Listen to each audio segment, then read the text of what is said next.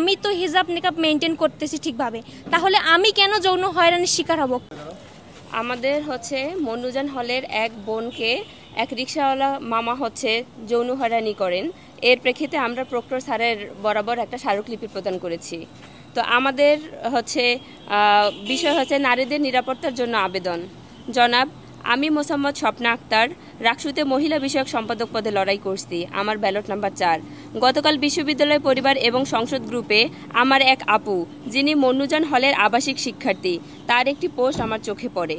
সেখানে তিনি উল্লেখ করেছেন মনুজান হলের সামনে তিনি এক রিক্সা চালকের দ্বারা অশোভন আচরণের শিকার হয়েছেন।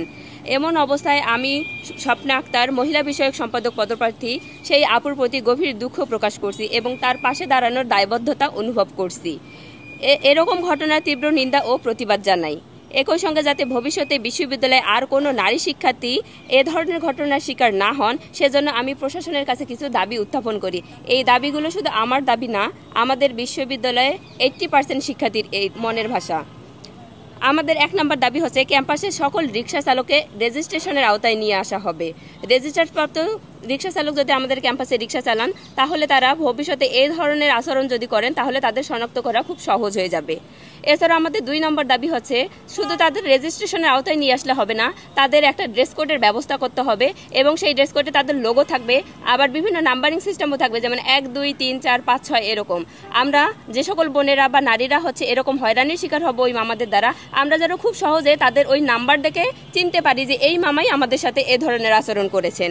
আর এ ধরনের ঘটনা যেন বারবার পুনরাবৃত্তি না হয়, এজন্য আমরা প্রশাসনের কাছে একটা নীতিমালা চাই। তারা তো সবসময় বলে আসে যে আমরা এটা করব সেটা করব সমাধান করব, কিন্তু কোনো নীতিমালা প্রণয়ন করে না। যেরকম সাইবার বুলিং সেল প্রতিরোধ সেল তারা গঠন করেছেন, কিন্তু এর বিরুদ্ধে কোনো লিখিত নীতিমালাও তারা প্রকাশ করতে পারেনি এখনো।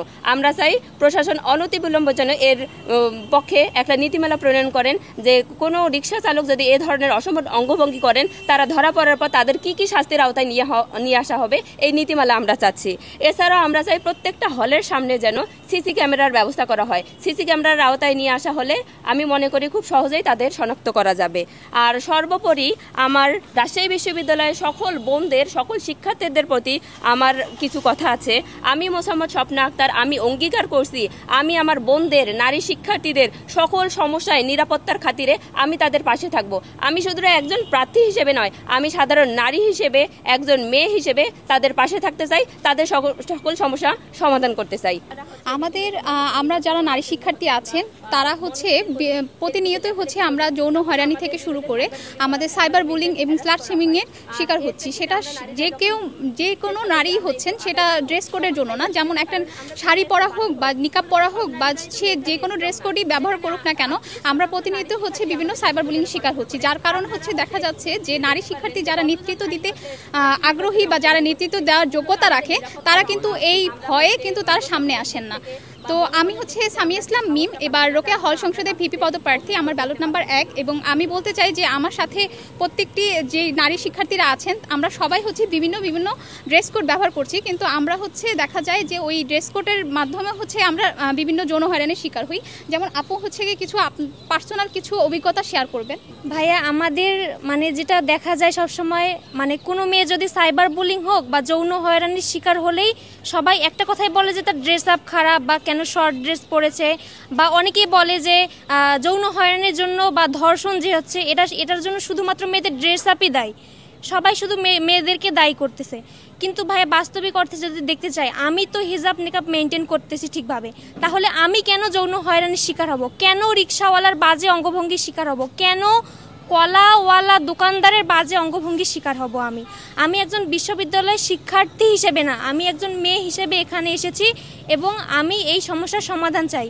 শুধুমাত্র আমি না, যে আপু আজকে কথা বলতে এসেছেন, স্বপ্না আপু, নারী বিষয়ক সম্পাদক প্রার্থী, তিনিও প্রচুর পরিমাণে সাইবার বুলিংয়ের শিকার হচ্ছেন। ওনার মেসেঞ্জারে হোক অসংখ্য মেসেজ রিকোয়েস্ট আসতেছে অনেক ধরনের আজে বাজে কথা নিয়ে। এখন বিষয়টা এমন হয়েছে যে নারীর কণ্ঠস্বর হবে কে? যেই নারীর কণ্ঠস্বর হচ্ছে তাকেই সাইবার বুলিংয়ের শিকার হতে হচ্ছে। তো ভাইয়া, এই সমস্যাটা সমাধান করার জন্য প্রশাসনের সাহায্য চাই এবং দেশের সরকারদের এবং ভাইদের সাহায্য চাই। ভাইয়া আমরা মনে করি যে আমাদের যারা শিক্ষক আছেন তারা হচ্ছে আমাদের বাবা মায়ের মতো, আমরা হচ্ছে তাদের মেয়ের মতো। তো আমরা প্রশাসনের কাছে এটাই দাবি জানাচ্ছি যেন তারা যত দ্রুত সম্ভব আমাদের এই সমস্যাটিকে সমাধান করবেন।